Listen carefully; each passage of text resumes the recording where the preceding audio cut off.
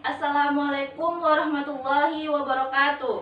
Waalaikumsalam warahmatullahi wabarakatuh. Alhamdulillahirabbil alamin, wassalatu wassalamu ala asrofil anbiya wal mursalin wa ala alihi rasulillahi ajmain, amma ba'du. Pertama, marilah kita ucapkan puji syukur kehadirat Allah Subhanahu wa taala, yang mana pada hari ini kita masih diberi kesehatan sehingga kita dapat berkumpul di kelas ini untuk melaksanakan proses pembelajaran. Dan tak lupa pula, sholawat beriring salam kita hadiahkan kepada junjungan alam, yakni Nabi besar Muhammad SAW, dengan mengucapkan Allahumma sholli ala Sayyidina Muhammad wa ala ali Sayyidina Muhammad. Yang mana beliau telah membawa kita dari zaman yang gelap hingga zaman yang penuh dengan teknologi dan keterangan saat ini. Baiklah, pada hari ini kita akan melaksanakan proses pembelajaran lanjutan. Sebelumnya, Ibu akan memeriksa kesiapan kalian untuk belajar pada hari ini. Siap untuk belajar, anak-anak? Siap, Bu. Selamat pagi, anak-anak. Pagi, Bu.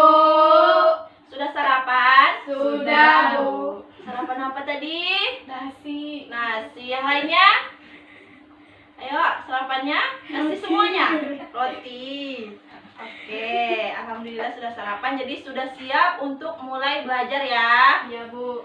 Oke, Ibu akan mengabsen kalian terlebih dahulu. Ini dengan kelas 11 MIPA 3. Iya, Bu. Oke, 11 MIPA 3 ya. MIPA 3, Radita Amanda. Hadir, Bu. Oke, Nabila Ayu Ramadini. Hadir, Bu. Oke, Desiska Nadira Alivia. Hadir, Bu. Renita Putri Haryani. Hadir, Bu. Oke, hadir semua ya. Iya, Bu. Oke.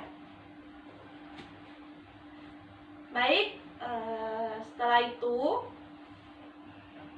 kemarin Ibu telah memberikan tugas kepada kalian untuk membaca materi sebelumnya. Apakah sudah dibaca materi sebelumnya? Sudah, Bu. Oke, sudah. Berarti hari ini kita akan membahas kelanjutan dari materi sistem pencernaan. Oke, kemarin kita sudah membahas sistem pencernaan itu mengenai organ apa saja sih yang ada pada sistem pencernaan, kemudian bagaimana mekanisme kerjanya di dalam tubuh kita. Nah, pada hari ini kita akan membahas kelanjutannya, yaitu mengenai sistem pencernaan, organ, dan juga penyakit pada sistem pencernaan. Pada materi sebelumnya, sistem pencernaan. Berarti kalau misalnya kita membahas tentang sistem pencernaan, berarti hal apa yang tergambar di pikiran anak-anak sekalian tentang sistem pencernaan? Ayo, hal apa saja yang terpikir? Organ yang ada pada sistem pencernaan itu apa saja? Lambung. Lambung. Sebelum lambung? Usus. Usus. Dia harus dimulai dari mulut, dari bagian paling atas. Kan ketika kita memakan sesuatu, tentunya masuknya ke dalam Mulut. Oke, setelah ke dalam mulut, baru nanti akan ada organ-organ lain dan akan berakhir di usus. Oke, kemudian pada sistem pencernaan ini banyak sekali hal-hal positif yang dapat kita ambil hikmahnya, di mana sistem pencernaan ini terdapat dalam surat Al-Baqarah ayat 168 yang artinya, hai sekalian manusia, makanlah yang halal lagi baik dari apa yang terdapat di bumi, dan janganlah kamu mengikuti langkah-langkah syaitan, karena sesungguhnya syaitan itu adalah musuh yang nyata bagimu.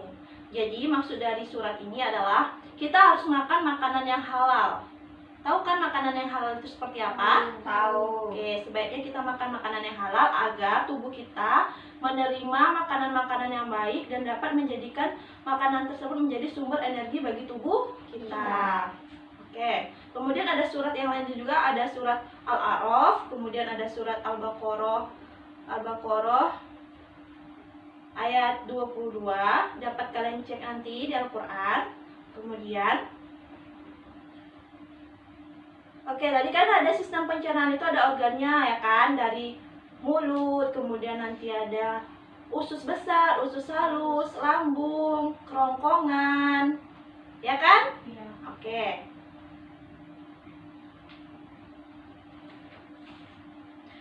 dari materi sebelumnya, ada yang ingin ditanyakan untuk sebelum kita lanjut? Tidak, Bu. Tidak, udah paham semua ya. Berarti kita untuk materi ini bisa ya? Bisa. Oke. Sebelumnya, Ibu ingin bertanya, makanan yang kita konsumsi setiap harinya itu harus mengandung apa saja? Karbohidrat. Karbohidrat, terus Protein. zat besi, terus zat besi, terus Kalsium. kalsium, terus lemak, vitamin, mineral. Hanya itu lagi. Itu, oke, itu udah bagus tuh, sudah mengingat-ingat ya. Tidak lupa dengan pelajaran yang sebelumnya. Kemudian Ibu ingin bertanya, sistem pencernaan itu apa sih? Sistem pencernaan yang kalian ketahui. Ayo. Partikel yang besar menjadi yang lebih Ya, karena kan kita misalnya nih makan sebuah nasi, nasi itu kan masih berupa partikel yang besar, kemudian masuk ke dalam mulut. Di dalam mulut proses pencernaan itu dibantu oleh apa? Gigi. Kemudian ada Air liur. air liur. Nah, kemudian kan ketika kita mengunyahnya, maka partikel yang besar tadi akan berubah menjadi partikel yang lebih Kecil. Oke, seperti itu. Jadi kita tuh harus memahami konsep. Oke, supaya apa yang kita pelajari di masa lalu maka akan dapat digunakan di masa yang akan datang. Oke, baik. Kemudian Ibu akan menyampaikan tujuan pembelajaran kita pada hari ini. Sebelumnya tujuan pembelajaran kita akan mengenai organ dan juga zat-zat yang ada pada makanan. Kemudian pada hari ini Ibu akan membacakan tujuan pembelajarannya. Tujuan pembelajarannya ada peserta didik dapat menyebutkan proses pencernaan manusia setelah mendengarkan penjelasan dari guru. Kemudian peserta didik dapat menjelaskan proses pencernaan manusia setelah melihat video pembelajaran yang berkaitan dengan materi tersebut secara bergiliran dengan fasih. Oke, peserta didik dapat menyebutkan gangguan fungsi yang mungkin terjadi pada sistem pencernaan manusia setelah membaca cerita berupa kasus penyakit yang diberikan guru secara baik. Kemudian ada peserta didik dapat menjelaskan gangguan fungsi yang mungkin terjadi pada sistem pencernaan manusia setelah membaca literatur dan mendiskusikannya secara bersama-sama. Kemudian tujuan yang terakhir ada peserta didik dapat menganalisis hubungan antara struktur jaringan penyusun organ pada sistem pencernaan dan mengkaitkannya dengan nutrisi bioprosesnya sehingga dapat menjelaskan proses pencernaan serta gangguan fungsi yang mungkin terjadi pada sistem pencernaan manusia. Pertemuan kedua ini yaitu sistem pencernaan pada manusia. Nah, ada poin-poinnya yaitu kita akan membahas mengenai pengertian sistem pencernaan manusia, kemudian ada fungsi sistem pencernaan manusia, ada sistem organ dan penyakit pada sistem pencernaan. Nah, pengertian sistem pencernaan manusia. Sistem itu merupakan sebuah proses, kemudian sebuah Gambaran. Jadi pengertian sistem pencernaan manusia itu gambaran atau proses yang mengubah partikel besar menjadi partikel yang lebih kecil yang terjadi di dalam tubuh manusia. Kemudian ada fungsi sistem pencernaan, ada apa saja fungsinya secara besar? Ada ingesti, kemudian ada pemotongan dan penghitungan, terus ada prestasi, kemudian ada digesti, absorpsi, dan egesti atau defekasi. Nah, kemudian ada sistem organ. Nah, sistem organ ini merupakan bagian yang paling penting karena dia memiliki peran dalam memproses seluruh makanan yang kita makan. Ada apa saja? Mulut, esofagus, lambung, usus halus, Ada yang kurang, usus halus, kemudian usus besar. Oke, usus besar. Baik, usus besar. Kemudian baru Anus. Kemudian yang keempat mengenai penyakit pada sistem pencernaan. Apa saja penyakit yang kalian ketahui? Sariawan, diare. Oke, banyak ya. Pada kali ini kita akan membahasnya lebih kompleks lagi nanti. Oke, anak-anak. Langsung saja ya kita mulai pelajaran kita pada hari ini. Nah, untuk awalnya kalian akan Ibu berikan video berupa video sistem pencernaan. Jadi Ibu kasih kalian waktu sekitar 10 menitan untuk melihat video sistem pencernaan tersebut. Terus ini adalah hati. Ini kantong empedu. Terus ini ada pankreas. Kemudian ada usus halus. Sudah kalian lihat tadi, apa yang bisa kalian dapatkan dari video tersebut? Ya. Saya Bu, Ya, ayo. dari video tersebut Ya. saya melihat gambaran proses pencernaan dalam tubuh manusia dan apa saja organ-organ yang terlibat dalam proses pencernaan tersebut. Oke, yang lainnya ada yang ingin ditambahkan? Ada? Apakah sama? Ya, Bu. Oke. Siska, tambahan?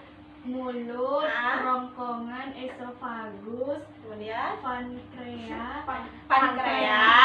pankreas, usus halus, usus besar, besar, kantong empedu, hati, lambung, yang terakhir jantung. makanan akan jantung.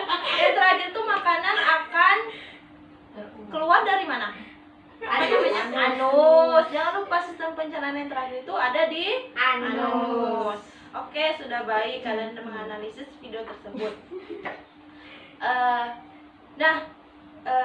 Ibu akan membagikan kalian sebuah PPT.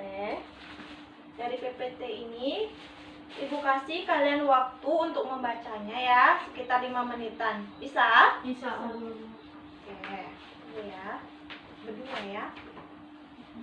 Dita sama apa berdua? Itu Dita sama Siska. Tadi ada yang ingin ditanyakan anak-anak? ada Bu, Oke, Siska. Apa Siska? apa itu fungsi lambung? Tanyakan Siska tadi, apa fungsi dari lambung? Ayo, ada yang bisa menjawab? Ya Bu, Oke, Nita, silakan. tempat penyimpanan makanan sementara setidaknya selama Baik, berarti sudah mengerti semuanya ya. Dapat dilihat di PPT anak-anak.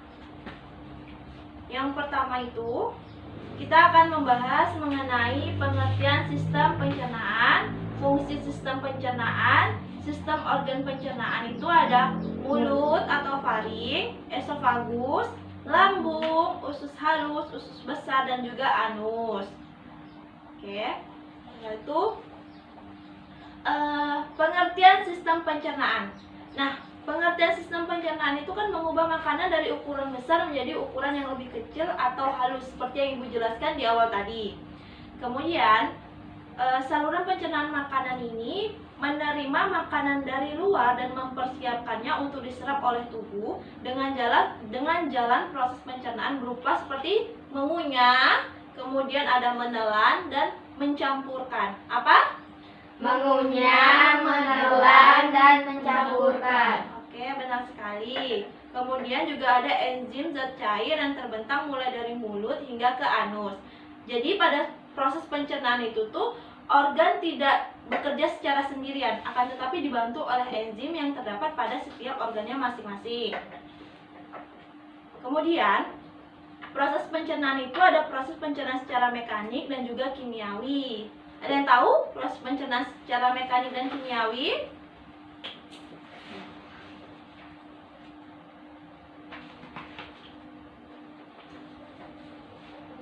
Nggak ada di situ.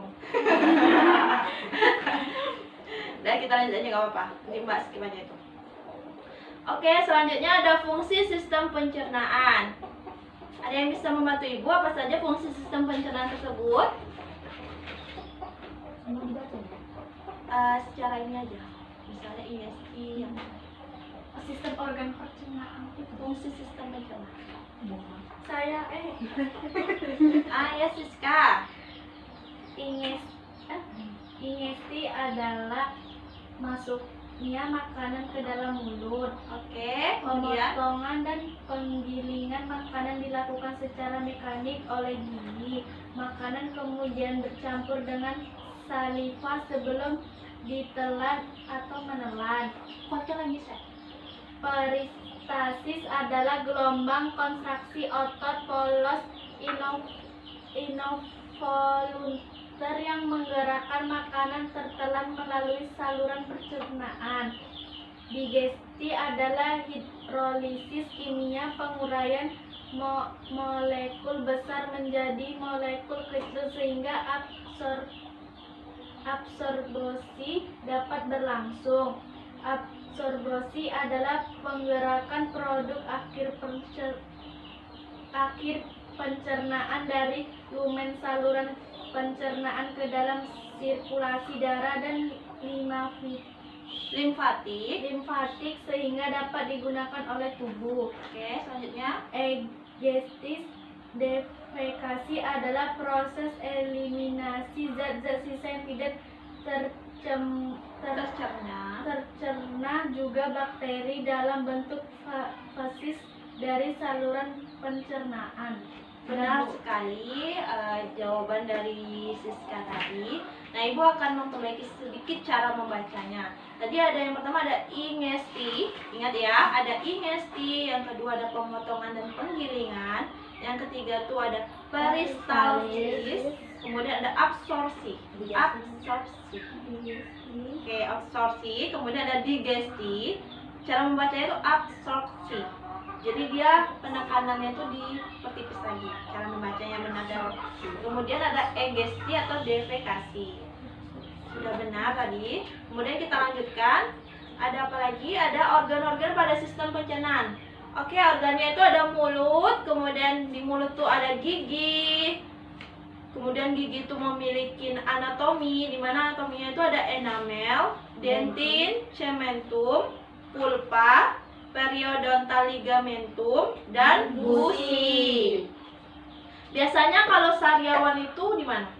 Di bibir. Di bibir. Kemudian Lidah. lidah. Kemudian gusi. Nah, berarti organ pada sistem pencernaan ini ketika tubuh kita mengalami kendala maka akan timbul sebuah penyakit. Seperti penyakit yang di dalam mulutnya ada penyakit sariawan. Oke, kita lanjutkan. Kemudian ada lidah. Lidah dapat dibaca. Ya. Kemudian ada kelenjar ludah. Di dalam kelenjar ludah ini memiliki 5 bagian, yaitu ada kelenjar parotis, kelenjar submandibula, kelenjar sublingual, dan kelenjar liur minor. Kemudian ada faring. Di dalam faring ini memiliki fungsinya juga. Fungsi dari faring, coba ada yang bisa menyebutkan fungsi dari faring apa saja? Ayo, Nita, bisa? Oke, boleh Nita? Fungsi faring. Suaranya kencang ya. Fungsi faring Oke. berperan penting dalam sistem pernapasan, sistem pencernaan, dan juga dalam proses berbicara. Sebagai penyalur makanan dari mulut ke kerongkongan dalam sistem pencernaan. Ya. Sebagai penyaring, pengatur tekanan, dan juga dapat mengatur kelembaban udara yang masuk. Mengatur tekanan udara antara lingkungan luar tubuh dengan lingkungan dalam telinga. Benar sekali. Ada tambahannya yang lainnya? Tidak? Tidak. Kita lanjutkan ya. Pada faring itu terdapat 3 lapisan, yaitu ada lapisan Mukosa, kemudian ada lapisan, fibrosa, kemudian ada muskular. muskular. Di setiap lapisan itu memiliki sifat-sifatnya. Seperti lapisan mukosa itu bersifat kuat dan juga elastis. Kemudian di lapisan fibrosa itu memiliki sifat jaringannya kuat dan sedikit elastis. Kemudian pada lapisan muskular, yaitu faringnya terdiri atas otot sirkular dan otot memanjang. Kemudian kita lanjutkan. Ada lambung. Nah, di lambung merupakan organ berbentuk kantong menyerupai huruf seperti huruf J yang terletak di bagian atas perut. Biasanya organ pencernaan satu ini dipenuhi oleh otot dan pembuluh darah. Ukuran lambung biasanya Dapat berubah berbentuk mengikuti postur manusia dan seberapa banyak makanan yang ada di dalam lambung pada saat makan. Oke, dapat dilihat di situ ada gambar dari lambung. Yo, ada apa saja? otot kardia, otot kardia, kubah, ya kubah, terus ada tubuh lambung, serabut otot, longitudinal, dan sebagainya. Bisa dibaca ya. Ya Bu. Kemudian kita lanjutkan. Fungsi lambung. Yuk, ada yang tahu fungsi lambung itu apa? Yuk, boleh. tempat Bila? penyimpanan makanan sementara setidaknya selama 2 jam atau lebih sebelum disalurkan ke organ pencernaan selanjutnya. Ya, kemudian 2. Memecah dan mengaduk-aduk makanan lewat gerak peristaltik yang dipicu oleh kerja lapisan otot lambung. 3. Mencerna dan menghancurkan makanan dengan bantuan enzim lambung. oke, benar. Ada yang ingin ditambahkan yang lainnya? Tidak Bu. Tidak, sama ya. Ya Bu. Baik, selanjutnya ada anatomi. Salah, itu anatomi dari bagian lambung. Di situ ada kardia, ada fundus, badan lambung, antrum, pilorus. Oke.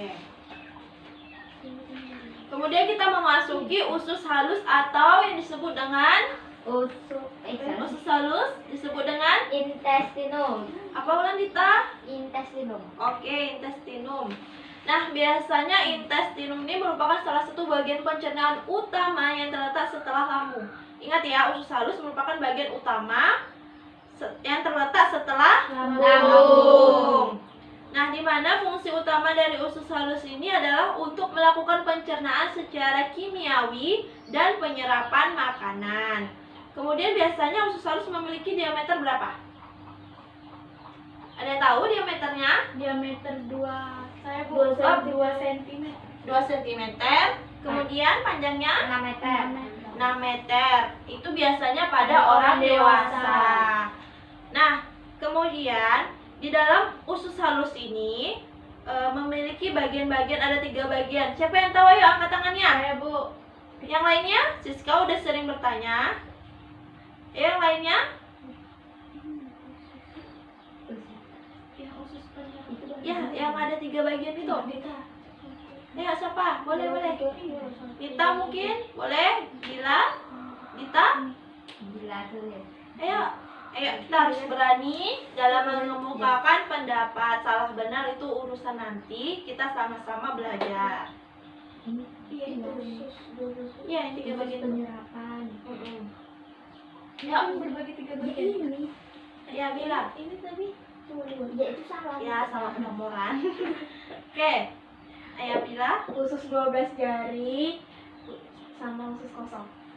3 Usus penyerapan. itu salah tuh Mbak, itu usus aturan di atas tuh. Ada usus penyerapan atau ileum, usus 12 jari, duodenum, dan usus kosong atau jejunum. Ulang. Ayo ulangi, angkat tangannya yang bisa. Ayo bila apa Dita? Boleh. Usus penyerapan ileum, Ah, 2 usus 12 jari, duodenum, ya. 3 usus kosong jejunum. Oke. Baik, setelah itu ada fungsi usus halus. Nah, fungsi usus halus ini memecah komponen dari lambung menjadi komponen yang lebih kecil sehingga dapat digunakan oleh tubuh kita. Kemudian, Usus kosong. fungsi dari usus kosong ini biasanya melakukan pencernaan dan penyerapan berbagai komponen terutama air, karbohidrat, protein, vitamin, serta komponen yang bersifat lipotik dan lainnya. Kemudian yang ketiga ada usus penyerapan ileum berfungsi untuk Penyerapan garam, vitamin B, dan komponen makanan yang diserap oleh jejunum. Oke, diingat ya kata kunci dari 3 bagian. Coba sebutin lagi 3 bagian dari usus halus tadi ada apa saja? Yang pertama? Usus 12 jari Atau? atau duodenum. Oke, yang kedua Usus penyerapan atau? ilenium. Salah deh. Betul. Ayo Dita, terus harus percaya diri. Yang ketiga? Usus kosong atau jejunum. Oke. Nah, Ibu akan memberikan trik kalian untuk menghafal fungsi usus halus. Tadi kan ada usus 12 jari. Berarti yang harus kita ingat fungsinya adalah memecah komponen. Berarti di sini terjadinya proses pemecahan komponen. Oke. Kemudian yang kedua itu untuk usus kosong atau jejunum itu fungsinya itu melakukan pencernaan dan penyerapan. Berarti di sini terjadinya pencernaan dan penyerapan. Tadi kan kalau di usus 12 jari itu berfungsi untuk memecah. Nah, sedangkan di usus kosong ini adanya penyerapan. Oke? Kemudian yang ketiga ada usus penyerapan atau ileum ini. Tadi bedanya dengan usus kosong, kalau di usus kosong itu dia menyerap komponen berupa air, karbohidrat, protein, vitamin, dan komponen yang bersifat lipofilik. Sedangkan di usus penyerapan ini yang diserapnya adalah berupa garam, vitamin B, dan komponen yang tidak dapat diserap oleh jejunum. Paham anak-anak? Paham, Bu. Oke. Kemudian kita lanjutkan dengan lapisan yang ada pada usus halus. Apa saja lapisan yang ada pada usus halus, anak-anak? Lapisan serosa, lapisan otot, lapisan submukosa, lapisan mukosa. Oke, betul sekali. Nah, pada lapis serosa ini merupakan lapisan terluar dan terdiri atas pembuluh darah, limfa, dan saraf. Serta lapisan serosa ini pada usus halus berupa jaringan ikat yang ditutupi oleh peritoneum visceral. Kemudian ada lapisan otot, di mana lapisan otot ini merupakan lapisan polos yang bekerja tanpa kita sadari. Yang ketiga ada lapisan submukosa. Lapisan ini merupakan lapisan jaringan ikat longgar yang berisi pembuluh darah, limfa, syaraf, dan kelenjar lendir. Kemudian yang keempat ada lapisan mukosa yang disusun oleh sel epitel sederhana dan jaringan ikat tipis. Kita lanjutkan. Kemudian ada organ pencernaan berupa Usus besar, di usus besar terdapat lapisan apa saja? lapisan serosa, lapisan otot, lapisan submukosa, lapisan mukosa. Oke, sama saja kan? Ya. Kita lanjutkan ya. Kemudian bagian-bagian pada usus besar. Ada sekum atau sasium, bagian pertama dari usus besar yang berbentuk seperti kantong. Kemudian yang kedua ada kolon ascendens yang berbentuk seperti vertikal dan memanjang ke atas, dimulai dari dasar perut kanan sampai ke hati. Kemudian ada kolon transversum, merupakan lanjutan dari kolon ascendens dengan bentuk horizontal. Yang keempat ada kolon descendens yang merupakan Lanjut dari kolon transversum yang bergerak memanjang ke bawah dan berakhir di kolom sigmoid. sigmoid. Kemudian yang kelima ada kolon sigmoid yang berukuran pendek dan berbentuk seperti huruf S. Ini yang paling mudah diingat ya. Berarti kalau ada pertanyaan berukuran pendek dan berbentuk seperti huruf S merupakan bagian dari Kolon sigmoid. Oke. Kemudian ada rektum, merupakan bagian terakhir dari usus halus dengan struktur lapisan mukosa yang tebal dan kaya akan pembuluh darah. Kita lanjutkan. Pencernaan yang terakhir itu yaitu ada anus. Anus merupakan Tempat berakhir dari sistem pencernaan pada manusia dan hewan. Oke, jadi setelah kita memakan segala makanan setiap harinya, makanan akan dicerna oleh organ-organ, maka akan berakhir pada saluran anus. Di dalam saluran anus itu makanan berupa feses. Feses itu pembuangan terakhir berarti ya. Oke, kemudian anus merupakan sebuah bukaan dari rektum ke lingkaran luar tubuh. Anus berfungsi sebagai, ada yang tahu? sebagai organ pencernaan terakhir yang Ayo angkat tangannya yang tahu. Kebiasaan ya kan seperti itu. Ayo angkat tangannya. Ayo Dita tadi, angkat tangannya dulu. Saya, Bu. Oke Siska. Anus merupakan bagian terakhir dari sistem pencernaan pada manusia dan hewan. Anus merupakan sebuah bukaan dan rektum ke lingkungan luar tubuh. Dalam sistem pencernaan, anus berfungsi sebagai organ pencernaan terakhir yang merupakan tempat dikeluarkannya feses keluar tubuh. Saluran anal memiliki panjang sekitar 2-4 atau 5 cm. Dikelilingi oleh otot berbentuk seperti cincin yang disebut sphincter anal internal dan sphincter anal eksternal. Ya, Bu. Udah oke. Lanjut kita ada bagian-bagian dari anus dan fungsinya. Nah, di anus itu memiliki 6 bagian. Ada anal canal atau kanalis anal, kemudian ada rektum, kemudian ada sphincter anal internal, kemudian ada sphincter anal eksternal, yang kelima ada pectinate line, dan yang kelima ada kolom anal. Nah, setiap bagian-bagian tersebut memiliki fungsinya masing-masing. Nah, kemudian kita lanjutkan. Masuk kepada materi tentang Penyakit pada sistem pencernaan. ayo materi apa? Siska, Dita, ayo belajar dulu ya, nanti ngobrolnya. Ayo, tadi apa yang Ibu sebutkan? Ya, Siska, Dita, apa yang Ibu sebutkan? Penyakit pada sistem pencernaan. Yang kuat suaranya. Penyakit pada sistem pencernaan. Penyakit pada sistem pencernaan. Ayo, ada penyakit apa saja pada sistem pencernaan? Gastritis, sariawan, hepatitis, diare, hemoroid, radang usus buntu, konstipasi, disentri, radang dinding lambung, luka lambung, malnutrisi, atau kurang gizi, mak, keracunan. Kita cut dulu guys.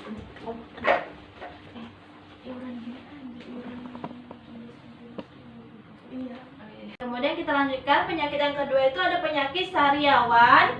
Biasanya penyakit sariawan itu menyerang pada bagian Mulut, bibir, gusi. ya, ada. Oke, yang pada gambar tuh sariawannya menyerang pada bagian Bibir. bibir. Oke. Sariawan merupakan luka atau peradangan di bibir dan dalam mulut yang dapat menimbulkan rasa sakit dan tidak nyaman. Yang tidak nyaman biasanya itu kan dia terjadi di mana-mana tuh. Ini karena sariawan ini karena kita kekurangan vitamin C. Jadi pada tubuh kita harus mengkonsumsi makanan yang seimbang agar terhindar dari berbagai jenis macam penyakit sistem pencernaan. Lanjut, ada yang ketiga yaitu penyakit hepatitis. Apa itu penyakit hepatitis? Ayo angkat tangannya yang tahu. Oke, Dita boleh. Peradangan pada hati atau liver. Oke, benar. Biasanya itu hepatitis itu terjadi pada hati dan juga liver yang disebabkan oleh infeksi virus, bisa juga disebabkan oleh kondisi atau penyakit lain. Nah, dapat anak-anak lihat gambar yang di atas itu merupakan gambar hati yang masih sehat, sedangkan yang di bawah itu yang sudah terkena hepatitis, seperti ada bintikan-bintikan di dalam lambungnya, di dalam liver atau hatinya, ya. Kemudian biasanya itu kalau orang yang terkena hepatitis itu, hepatitisnya ada hepatitis A sama B. Nah, biasanya ini ciri-ciri yang dapat dilihat tuh matanya berwarna kuning. Jadi kita juga harus mengetahui keadaan kondisi tubuh kita. Nah, coba saling pandang memandang mata teman coba. Sehat, berwarna matanya masih mata normal. Semoga kita semua dalam keadaan sehat walafiat. Amin. Nah, tanda dan gejala hepatitis A. Biasanya tuh warna kulit dan mata menjadi kekuningan. Kemudian liver membengkak, diare, sakit perut, air kencing gelap, demam, gejala flu, ruam pada kulit, adanya kelenjar getah bening dan tinja berwarna pucat. Terima kasih. Kemudian ada penyakit diare. Penyakit ini merupakan penyakit yang paling sering menyerang tubuh kita. Biasanya karena apa kita diare? Makan sembarangan. Makan sembarangan. Terus tidak mencuci makanan. Menjaga Ya. kesehatan. Kemudian tidak menjaga kesehatan, ya, benar sekali. Sudah paham ya?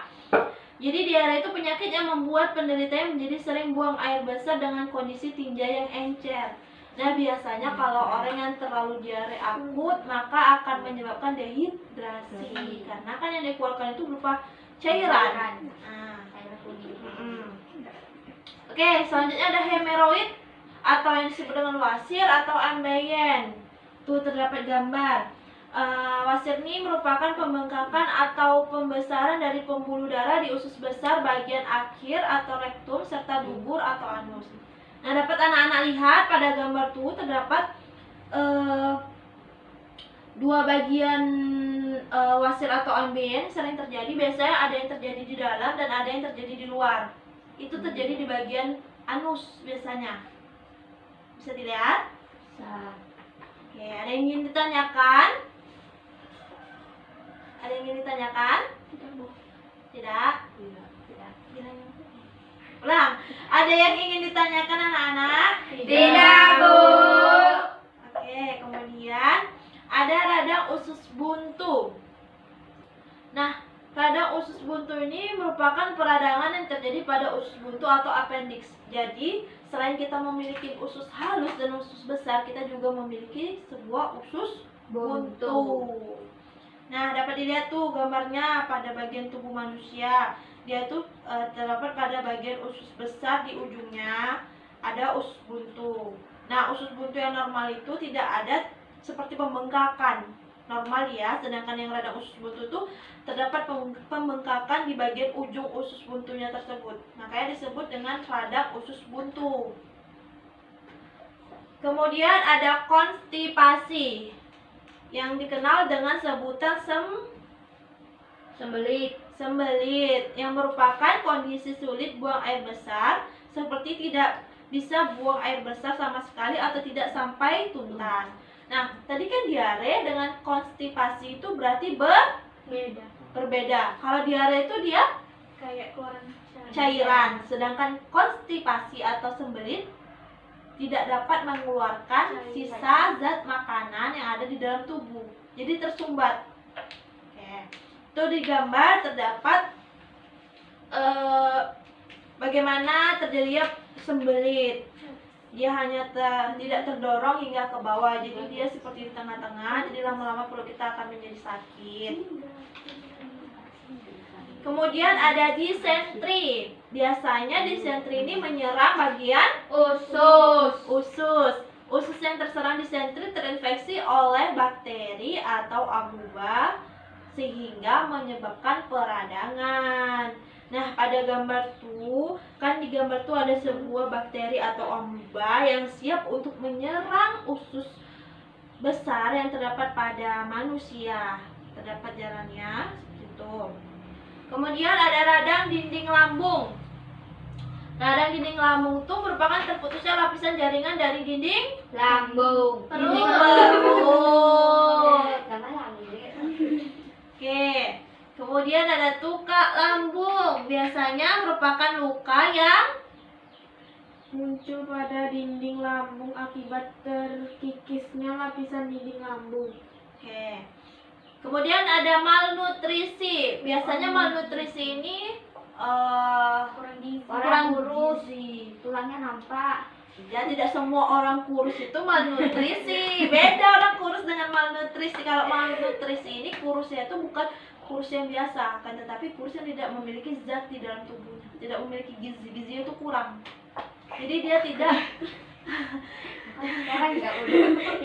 ya, anak-anak ibu tidak ada yang kurang gizi, anak-anak ibu semuanya sehat, gizinya berlebih. 9 dari 10. Oke, malnutrisi merupakan penyakit yang disebabkan oleh terganggunya pembentukan. Biasanya terganggunya pembentukan apa? Enzim pencernaan. Enzim pencernaan yang disebabkan oleh Sel-sel pankreas atrofi yang kehilangan banyak retikulum endoplasma. Kemudian penyakit mah. Nah, penyakit ini biasanya banyak sekali menyerang apalagi anak-anak kos ataupun anak-anak yang malas untuk makan secara teratur. Nah, mah ini disebut dengan penyakit dispepsia. Gejala penyakitnya berupa rasa nyeri dan panas pada lambung yang terjadi akibat sejumlah kondisi. Terdapat gambar ada lambung yang sehat dan mah. Nah, kalau yang penyakit radang apa tadi ya? Penyakit Radang dinding. gastritis. Tadi kan gastritis itu terjadinya di dinding lambung kan? Iya. Seperti ada peradangan merah-merah. Nah, bedanya dengan yang mah ini menyerang seperti dia tuh membentuk seperti borok. Borok itu seperti lubang-lubang seperti itu. Dapat dilihat teman-teman? Teman-teman. Dapat dilihat anak-anak di gambar bedanya lambung sehat dengan lambung yang sudah terkena penyakit penyakit mah.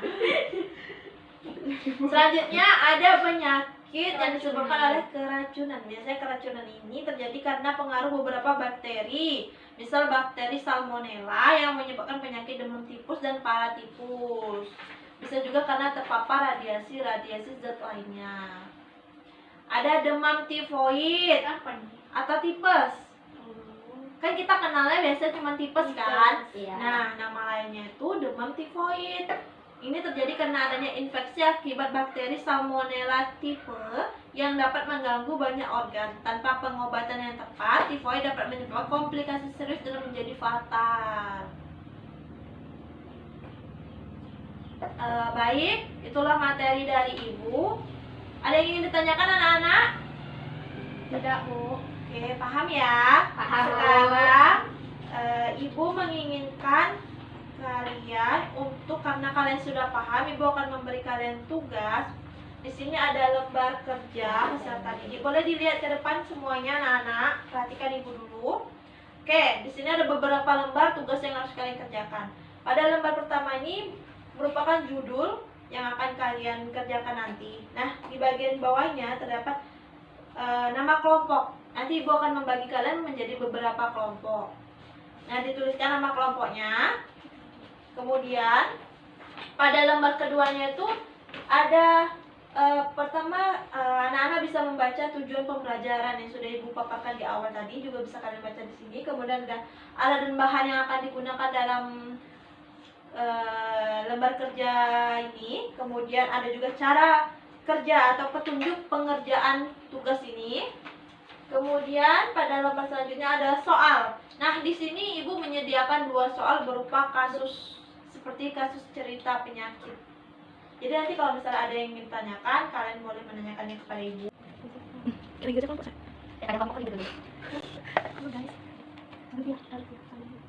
Oke, waktunya 5 menit lagi. Tadi kan Ibu memberikan waktu ke kalian 15 menit ya, 5 menit lagi. Nanti setelah kalian menyelesaikan tugas lembar kerja tersebut, kalian mengumpulkannya ke depan. Nanti bagi kelompok yang menang akan ada reward atau penghargaan dari Ibu. Ibu akan menilai kalian dari kerjasama kalian. Boleh perwakilan kelompok, boleh maju berdua. Pertama, Ibu mau penampilan dari kelompok 2 untuk memaparkan hasil diskusinya. Ayo kepada kelompok 2 mau perwakilan ataupun secara berkelompok juga boleh maju ke depan. Tuh dua. Ayo kelompok 2. Itu tuh pin, itu tuh kenapanya? Itu tuh pin warnanya. Ayo maju ke depan sini, duduk ya. Duduk. Ayo. Boleh, nomor 2 atau nomor 1 boleh. Mau yang mana? Nomor 2? Ya. Oke, nomor 2. Dengarkan ya nomor 1. Hah? Bukan pertanyaannya. Pertanyaan nomor 2. Organ ini terletak di bagian kanan bawah perut, bentuknya lonjong dan memandang seperti tabung dan tidak menonjol dari usus besar. Saat terjadi penyumbatan atau kerusakan pada organ ini, maka bakteri akan tumbuh semakin banyak di dalamnya. Kondisi ini akan menyebabkan organ ini makhluk investasi, jengkak, dan menyebabkan radang. Meskipun bagian dari sistem pencernaan organ ini merupakan alat sisa dan tidak memiliki fungsi vital, pada kasus saat ibu hamil, posisi usus organ ini akan lebih terangkat karena adanya janin. Ini bisa sebabkan ibu akan merasakan nyeri perut pada bagian kanan atas. Gejala lain yang mungkin muncul bisa saja mirip dengan ketidaknyamanan yang kerap terjadi pada masa kehamilan, seperti kram, mual, muntah. Terjadilah radang pada ibu hamil, dan juga menyebabkan kejadian mulas, sembelit, diare, dan kesulitan buang gas. Dari kasus di atas, maka apakah penyakit yang dialami oleh ibu hamil tersebut? Penyakit yang dialami oleh ibu hamil tersebut merupakan penyakit usus buntu. Bagaimanakah cara mencegah penyakit tersebut? Bagaimana cara mencegahnya? Makan makanan. Yang pertama, makan makanan berserat. Yang kedua, mengkonsumsi makanan probiotik. Ketiga, mencukupi asupan air putih dalam tubuh. 4, makan dengan tenang. 5, memperhatikan gejala usus buntu. Bagaimanakah cara tindakan yang harus dilakukan ibu hamil tersebut setelah mengetahui penyakit yang dialaminya? Tindakan yang harus dilakukan oleh ibu hamil tersebut segera konsultasi ke dokter karena di saat tersebut dia mengandung janin. Takut anaknya. Takut anaknya. Kenapa? Takut anaknya terkontaminasi atau takut anaknya? Dari yang takut?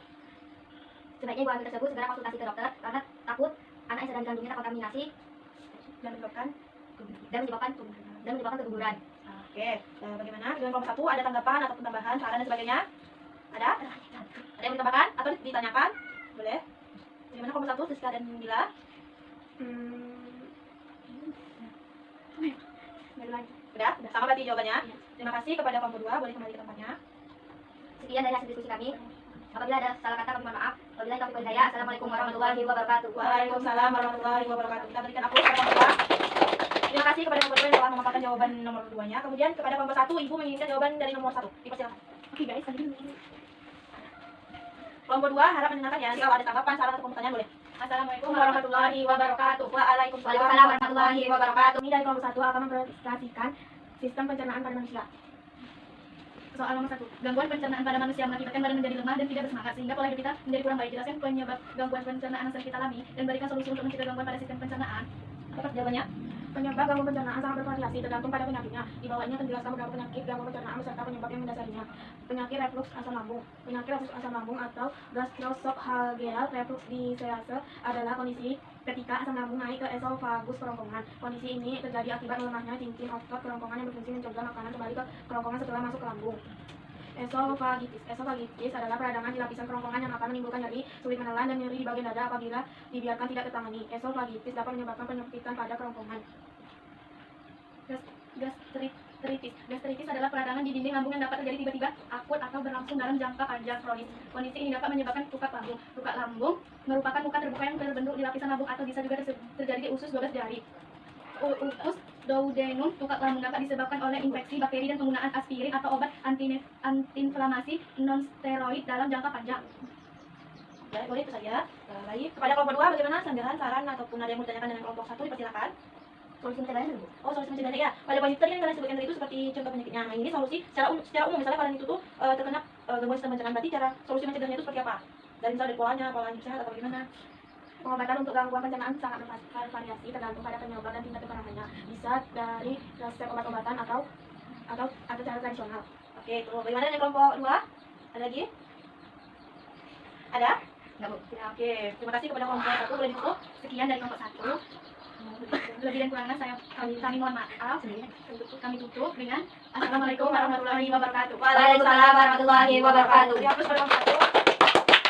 Oke, jawaban kalian sangat bervariasi dan Ibu sangat puas dengan jawaban kalian dan kerjasama kalian. Nah, sekarang boleh dikumpulkan gambar kerjanya. Ibu akan memeriksa dan akan meranking hasil kerja kalian, dan kelompok yang mendapatkan nilai terbaik akan mendapatkan reward dari Ibu. Kami dong.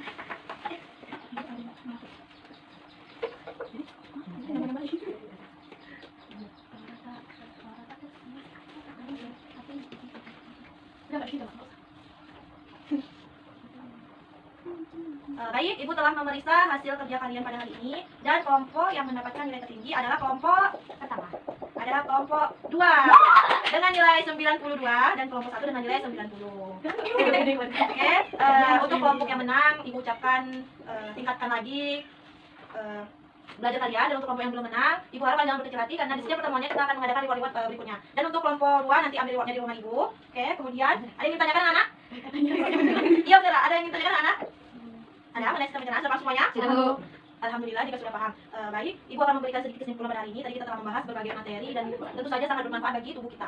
Jadi, sebagai makhluk ciptaan Allah, kita harus menjaga diri kita dan juga lingkungan kita. Jika jiwa dan raga kita sehat, maka kita dapat melakukan kegiatan-kegiatan yang positif dan dapat membangun hal-hal yang lebih baik lagi. Kemudian kita harus memakan makanan yang bergizi, sehat, dan juga higienis. Karena di dalam tubuh yang sehat terdapat jiwa yang kuat. Oke, kemudian kita harus memakan makanan yang sehat, bergizi, dan higienis agar tubuh kita terdiri dari berbagai jenis macam penyakit, terutama penyakit pada sistem pencernaan manusia. Karena ketika organ kita sudah mulai terserang suatu penyakit, maka akan terganggu semua sistem pada tubuh kita. Baik, itu saja yang dapat Ibu sampaikan. Ibu berpesan kepada kalian, semoga pelajaran kita pada hari ini tidak kalian lupakan untuk selanjutnya. Ibu harap kalian tetap bersemangat, dan terakhir Ibu akan memberikan kuis. Tutup buku kalian, kemudian kita akan mengerjakan kuis. Buku depan itu ya. Oke, Ibu akan untuk menutup pelajaran kita hari ini, Ibu akan memberikan kuis. Sudah siap kamu anak? Udah, Bu. Udah, Bu. 2 juta.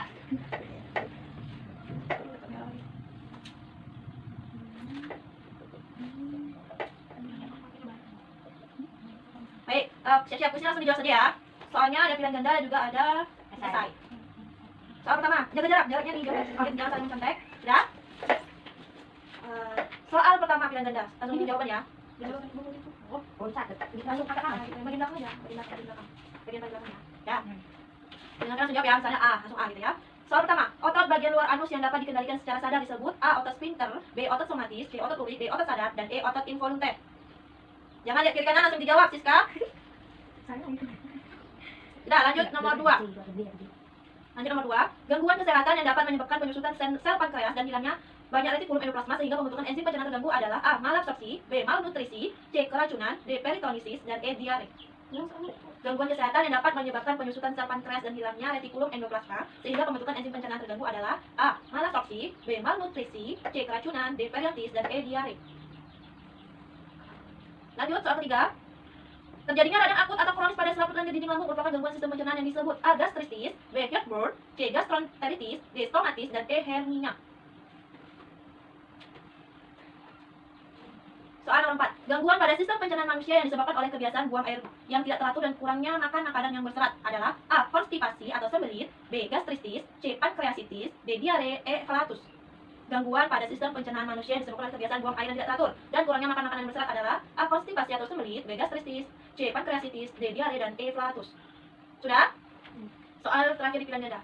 Soal nomor 5. Gangguan kesehatan yang dapat menyebabkan penyusutan sel pankreas dan hilangnya banyak retikulum endoplasma sehingga pembentukan enzim pencernaan terganggu adalah A. Malabsorpsi, B. Malnutrisi, C. Keracunan, D. Peritonitis, dan E. Diare. Sudah? Ya. Lanjut esai. Soalnya tidak usah dikuras jawaban. Buatlah dalam bentuk diagram proses pencernaan manusia dan jelaskan dengan kata-kata sendiri bagaimana alur perjalanan makanan dari rongga mulut hingga keluar melalui anus. Seperti yang tadi. Buatlah dalam bentuk diagram proses pencernaan manusia dan jelaskan dengan kata-kata sendiri bagaimana alur perjalanan makanan dari rongga mulut hingga keluar melalui anus. Ditulis. Iya, aja. Nanti kan juga remote-nya beda-beda nanti.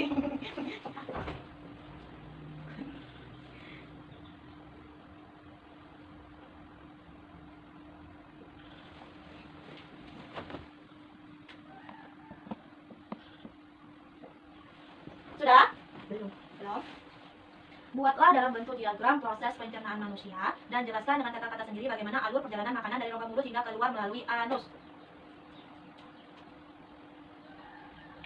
Sudah? Sudah, Bu. Oke, kita lanjutkan soal nomor 2. Seperti yang kamu ketahui, saat ini banyak sekali jenis makanan cepat saji. Menurut kamu, mengapa makanan cepat saji tidak baik untuk tubuh? Lalu apa akibatnya jika terlalu banyak mengkonsumsi makanan cepat saji? Mengapa makanan cepat saji tidak baik untuk tubuh? Lalu apa akibatnya jika terlalu banyak mengkonsumsi makanan cepat saji?